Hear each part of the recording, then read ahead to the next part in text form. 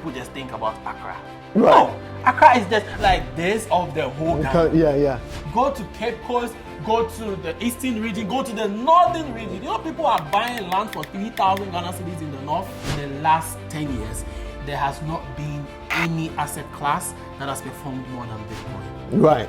What people need to understand, globally, less than 5% people are invested in crypto.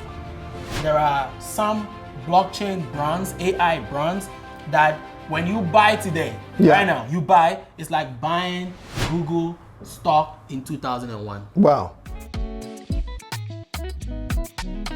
So, welcome to another episode of Making Moves Ghana with me, Julian Ansah. Today, I'm in East Legon and I've got the pleasure to be here with someone I met a couple of years ago, Barimah. Yeah, Barimah Amoaning Samuel. Okay, good to see you again, Barimah. It's a pleasure. Yeah, if you're watching this episode, please, as they always say, like, subscribe and comment below.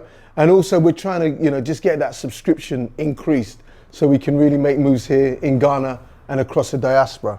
So, Barimah, just introduce the audience to who you are, what your background is. A regular Ghanaian person, right? Who has big dreams. Right. And just hoping that all these things come full-fleshed out, right? So, basically for myself, I started as a blogger. Okay. So that's how I started.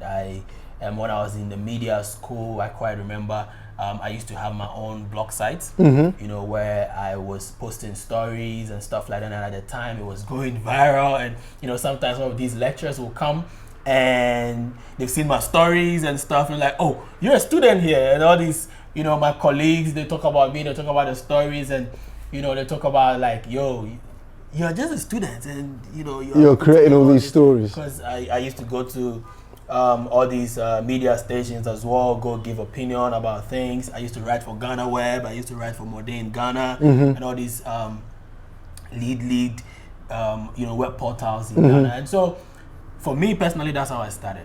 Okay. So then I came to realize that, okay, fine, this blogging thing has been there for a while. There's a lot of people doing blogging, but there's something interesting that is happening in the market. These days, people react more to videos, okay? And what I'm telling you about, I'm talking about way back like 2017, right. So we were still at that digital space where people are getting to understand the use cases of the internet and stuff like that. So then I created a YouTube channel, okay? So it was basically about contemporary African entertainment content that I was creating. So there's one time I made a video about Wode. Okay. Yes. So at the time, you don't have to do all this 1,000 subscribers, whatever the heck, watch hour, whatever, before you can get monetized. Right. You could just get monetized. Thank you. Okay. I woke up and the video was 90,000 views. I'm like, Christ. Wow. What the hell? I checked. I went to the back end, YT Studio at the back. There's an app we use. And I saw this green dollar sign. I'm like, wait, what? What is the meaning of this green dollar sign? So I went to check, and then I saw how much money I've made on there. How much had you made? I don't remember. Like that at the time, I don't really remember. I think it was something around $200. Okay. One video. Yeah. I was just in my bedroom and I made that video because I was surprised. I'm like, bro, on a regular, I had to work like 2 months or something to get this $200. Yeah. Right? And I just made this video, and so I saw the opportunity. So started creating content. So that's why I was able to build my YouTube channel to what? 500,000 subscribers. Wow. Yes. And what time frame was that in? So that was from there, like the 2017 to all the way to like 2019, 2020, thereabout. Yeah. 500,000. That's amazing. So you're making some serious money now. Yeah. So I was expanding and, but then it got to a time the system got a whole lot saturated. Right. Like too many people coming in, and there was a lot of sensationalism content. Yeah. And, it became some way. So, YouTube even started clamping down on monetizations with Ghana and Nigeria content creators and stuff like that. Like there was a whole lot. So sometimes you get monetized and you apply, they demonetize you, you get monetized again. It was a little bit of a roller coaster. Yeah. Right? And is that something they were doing specifically to the Ghanaian and Nigerian markets, or was that just a shift in how YouTube were operating for everyone. You know, sometimes because of our language barrier and sometimes how some of our people make their videos, you know, and again, copyright issue, because with entertainment, then you had a lot of copyright barrier, because sometimes you go cover an event and there's a Shatawale music playing somewhere. There's a, you know, and all these things became a little bit of a hackle with the YouTube and monetization. Right. You know, so, but it was still great because we still saw it on other platforms. Yes, yeah. Right? And so it got to a time, I mean, I slowed down a little bit because then I ventured into entrepreneurship, but I think we're going to talk about that. And yeah, so this experience helped me to see the opportunity in the creative space, and that's how I come up with the YouTube Creators Festival. Right. I was able to partner YouTube. I was able to bring YouTube officials down here. We've brought Mark Angel, all these Wode, Nas Daily, right? They've all been on stage at the Ghana Creators Festival. And it's just a space to really inspire upcoming content creators to know that this is a digital economy. This is a creators economy. Yes. It is here, not for the older generation, but it's here for you, the younger generation. Yes. So you have to take advantage of this. So we were with the master class, teaching people how they can get monetized from YouTube, how they can partner with brands and stuff like that, influencer marketing. We did a whole lot, and we've helped a whole lot of content creators and the community, for a while in the community, and it's been amazing. We are still doing it, but personally, I have shifted a little bit with my type of content. Yeah. So I've shifted from the entertainment a little bit, and because now I'm doing serious business. Right. So that's what I'm so you're wanting to pivot into the more like the business or, you know, so entrepreneurial and like finance. For the business, it's like more of personal stuff, but in terms of content creation, then we are looking at decentralized finance, blockchain, Web3, and that's what you're focused on. Right now. Going back to the YouTube Creators Festival, so for people that are in Ghana or people who are coming in the diaspora and they want to come and get a better feel in terms of the creator space. You know, I've seen like you cover creators from all different spaces. So the foodies, I think there was, I love the food creators. Yeah, and I think they are all over the place. and they were winning like the top awards as well, isn't it? You. Yeah, the foodies, because people enjoy chopping in Ghana, right? Big shout out to Chef Abby. So Chef Abby, I think, won the Food Creator of the Year at the Creators Festival last year. Right. And this year, she's met a TikTok CEO. She's been on Times Top Content Creators. She's winning awards here and there. And, that should tell you the opportunity. The opportunity. So I think there's two things. It's raising the profile. I think the whole content creator space is raise the profile of Ghana. Yes. You know, this unprecedented. You know, you have people that you see that say like, hey, the reason I came to Ghana was because of content that I was watching on YouTube. Or I'm meeting Americans and they're telling me, I haven't even been to Ghana yet, but I've bought land just from content creators. And then obviously, like you said, foodies and whatever, you know, I think it's limitless. And there are people doing farming, content creation, like there's a whole lot. Yeah. And it really projects our culture. Yes. What can people expect, you know, if they're attending this year's event? Expect nothing but the best. We are definitely going to leverage on last year's success. I think by far last year was our biggest in terms of attendance, production, success, partnerships, and all of that. So we are going to leverage on that for this year. We're going to make sure that it's going to be a top-notch event.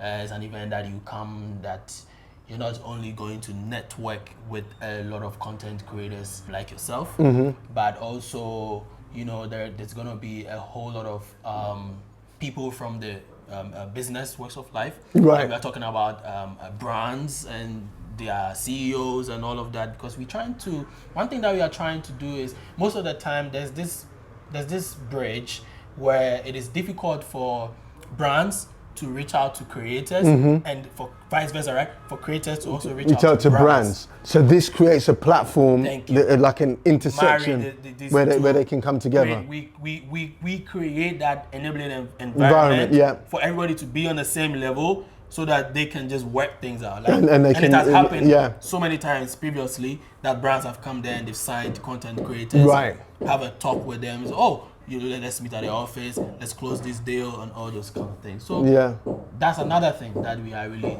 trying to push. Do you know who are some of the headline people that are going to be attending this year's event, or who would you ideally like to be attending? The Minister of Information joining us. Fabi is also going to be on stage. I mean, she's been everywhere. At least she can come and talk about her journey and her experience.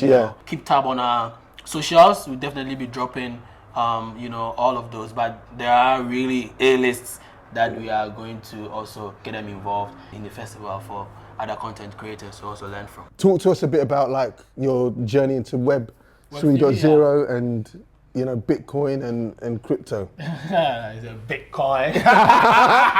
Is the Abrochi coming through? Anyway, so there's a lot of things that is changing in the financial market. And as young people, especially as those of us in this part of the world, we need to take advantage of that opportunity.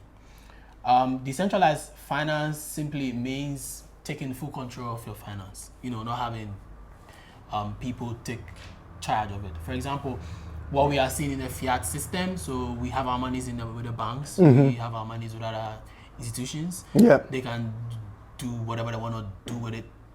What does fiat mean? Okay, so when I say fiat, fiat is our normal currency, our local currency. Like the Ghana cedis, the US dollar, the pounds, these are fiat money. Money's right. And the reason of this pivot and the reason why I think young people should focus more into DeFi and focus more into blockchain is that we've seen the track record. We've seen it. In the last 10 years, there has not been any asset class that has performed more than Bitcoin. Right. So Bitcoin has skyrocketed in like 50,000%. And that's what we are talking about. And the data shows it. The data is there. Fiat has never helped us. 5 years ago, 10 years ago, 20 years ago, the amount of money that we spend on buying a land, buying a house, whatever, now it doesn't even come close. Now that money is a chicken change. Right.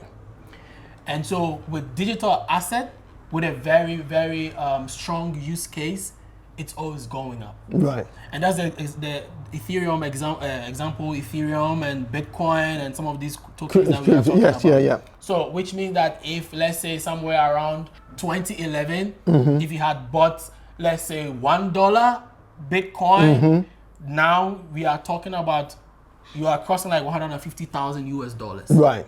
So that's within just over 10 years of owning that asset. That is what we are talking about. Right. But if I was holding my $1 in 2011, today it's still $1. And it's nothing. It's not going to buy anything. So we've been doing this. Our grandparents have been doing it. Our parents have been doing it. We don't want to follow that same trajectory. Right. We need to make good choices for the future of our financial freedom. Right. So there's a young Ghanaian watching this right now who, as we know, people are hustling and they're hand to mouth, Uber drive, whatever they're doing, right, in that space. Or, you've got other people, like you just said, people who now, they've created a content creation platform. They've got the dollars coming in. And there is investment opportunities now that probably weren't there, or easier access to it now with the crypto and digital platforms. So what does that look like, in terms of for them in the mid to long term? Because obviously we know investment isn't about I'm putting something in and I'm getting it straight away. What does that look like for them? There are a lot of opportunities out here.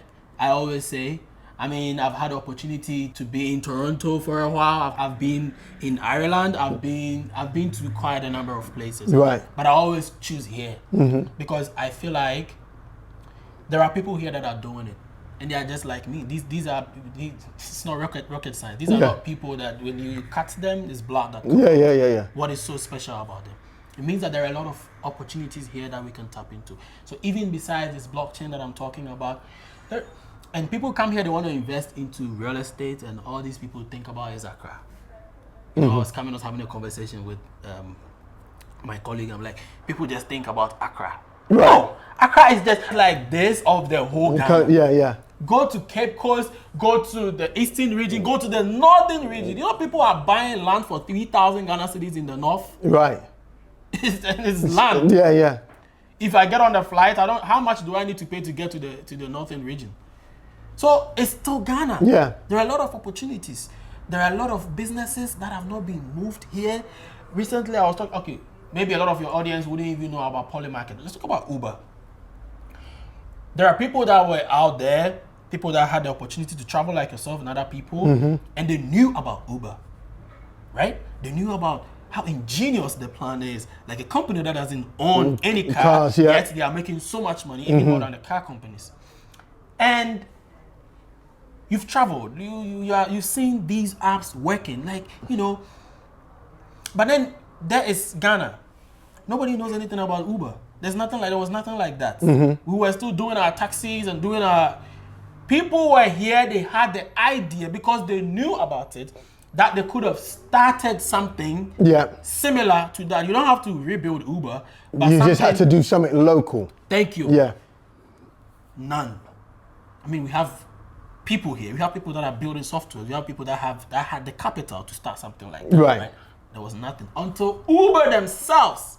This is where the conversation is getting interesting. Until Uber themselves have to come meet up with some people and say, okay, so we're expanding Uber. After that, then we will see some of our local people. They start. Oh, I don't want to mention any brand's name though. They said ride hailing. Oh, I just started this ride hailing. I'm like, bro, where were you when Uber was not here? Yeah. Because the other thing for those companies, if they started before, yes, Uber would have done like what they've done in Dubai. They would have said, right, we're going to come and buy out. Either buy out or collaborate. You are the pace setter. So nobody can come, no matter how big Uber They will recognize that there's a market leader already in the market. Right. So we need to either come and join them or pump into them. Exactly. Yeah. So there's so many opportunities. Now let's talk about crypto. I was telling you, so yeah, our grandparents, our parents, you know, all of them, we work 9 to 5, people work 9 to 5, and then we save at the bank, hoping that, you know, in the near future, we can have some sort of a retirement plan or something. How did it work out for them? You know, mostly it's nothing to write home about. It's just a very small dream that, you know what I mean, you know, it's something just to get by. And we have people that have worked in this country. We have people that have worked civil servants, teachers, doctors, and you go to where they take the money for the pension, the Senate or something like that. They are in a queue begging to take something meager home. And it's so sad. I see these things and I find it so sad. Right. So we as young people, we need to divert. We need to look for the opportunities that will give us what we really want, that better future and better financial freedom we want to have. Now we talk about crypto, we talk about blockchain. These are digital assets that are doing so much well. First of all, you need to educate yourself about blockchain. You need to know what blockchain even is. You need to know what is this exciting technology that everybody's talking about. That the president of the United States is so crazy about that. He's saying we want to have I am a crypto president. Like he is saying we want to have a crypto hub of the world. Right. What is so exciting about it? So in terms of educating young people in Ghana, because obviously there's education systems, and we all know, especially when it comes to financial literacy, the education system's broken. And then on the flip side, you've got people that are desperate, you know, just to get onto the career ladder, right? I've graduated, I've got my education, I want to start working. So even if, you know, like it's what I call the compound effect. You put something small. You can do something small with what you get. You're an Uber driver. You're someone who's. So let me just chip in a little bit before you. So because you touched on the hustling and stuff like that. I was coming and I was telling somebody. So take it like you earn what, 1,000 cedis, 1,500. Even now our city is doing well. And you've had education about blockchain, cryptocurrency, you know how to, you don't need to learn so many things. Just learn the basic, like how to buy an asset and hold. It's as simple as learning how to buy a stock and hold. That's it. You know, people see crypto as something hard math, complicated. No. And this is what you're doing through your educating people. Yes. So that you can teach them. Yes. Help them understand what they need to look out for. Help them understand what is their why. Which assets to even buy. Right. Because we have done the research, we have the track record. So I am able to, it's never a financial advice, but based on utility and use cases and what some brands are doing, I can tell you there are some blockchain brands, AI brands, that when you buy today, right now, you buy, it's like buying Google stock in 2001. Wow, that's big. Yeah. That's big, because I always say to myself, if I bought Apple stock, when Apple first came out, if I invested in Nike stock, you know, I always laugh. I had all the latest Air Jordans, Air Maxes. Because you knew about them. But that was wearing them. But I needed to invest. If I invested then, the value of our money now would be huge.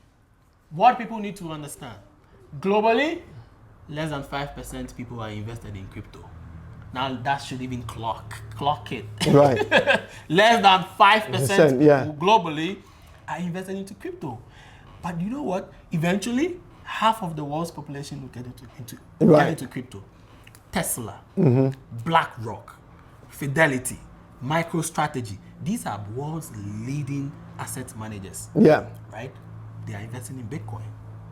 All of them is there. These are public. So that also shows you. So you, the retailer. Okay, so when I say retailer, like you and me, you know, the consumer. The consumer. You should know where the direction is heading to. Right. US is thinking of even selling some of their gold to buy Bitcoin. So ask yourself, what have they where is the market going to? Exactly. So this is the time. The time. So, in terms of yourself, again for the audience, you've created now the courses or the education you're delivering. Yeah.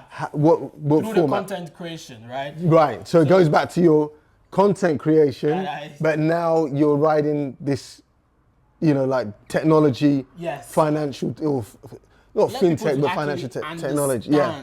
Really, the use cases of blockchain and Web3, and so, like, for instance, people are building, and this is also for the software developers and those of you that code and stuff. It's time to, you know, navigate and pivot. Yeah. You know, it's time for you to learn about building projects on the blockchain, right? Because that is where the world is getting. Is pivoting to. People don't want things to be centralized. Everybody wants decentralized, so that we take control over whatever thing that we are doing. Yes. Yeah. Okay. So the people that are, if you're in school, people that are doing software engineering and all those kind of things, I think you should focus on crypto, blockchain, Web3, AI.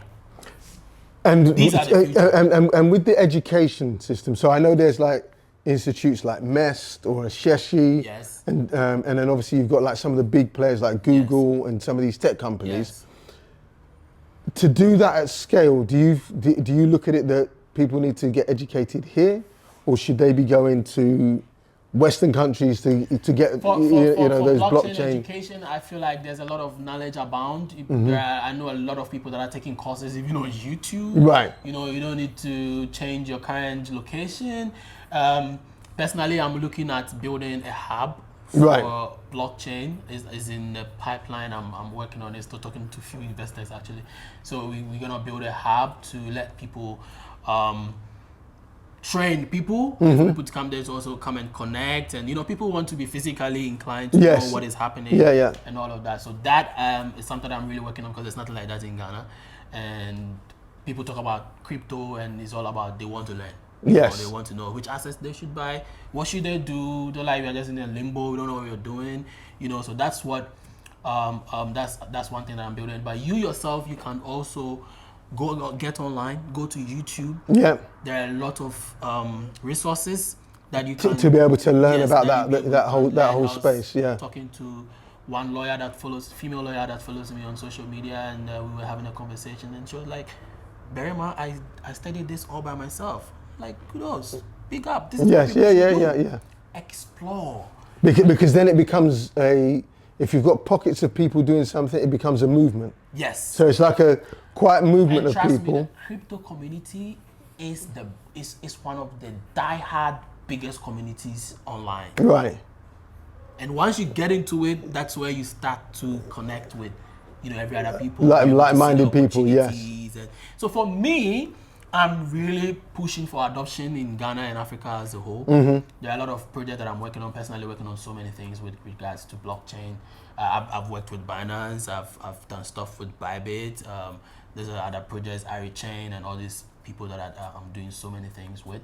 And so I have seen the opportunities. I've also done digital marketing, so I've been doing Google Ads and all those kind of things. I normally work for brands, all these cell phone brands and all these food, and we create content for them, we do digital marketing for them, and I realized something. I realized that most of these brands are owned by foreigners. Right. And I'm saying foreigners, it's not even Ghanaians, even abroad or something. I'm talking about real foreigners, which is fine. Yeah. In fact, we need more of that, right? But the question was why is our own people not doing this stuff? What is it? You know what I mean? There's and so I saw the space, I saw the opportunity. So I came up with this product, this Flick Smart product. It's been a system for almost 2 years now, if not, And I started with nothing. The first one, I spoke with people from the factory, I want to do this. I imported just 10 of them, 10 pieces. Right. And I was in my bedroom, I made videos, I posted. Yeah, I've had I was having small community, so I'm able to sell, so that's fine. Right. Yo, before the items arrived, I've made a lot of marketing and stuff. That very day it came, everything finished. They were sold straight away. So yeah, that's how it started. Yeah. So I just started bringing in more. Now I started focusing on the brand and One thing that helped me was TikTok videos, creating videos about the product. I said that, but I told the team look, we are going with this product. This is how we're going to push it. We are going to make video every single day for the next 365 days. Right. To push the product. Yeah. And you are in content creation, and you know how difficult it is for a brand to make a video every day. What are you going to create?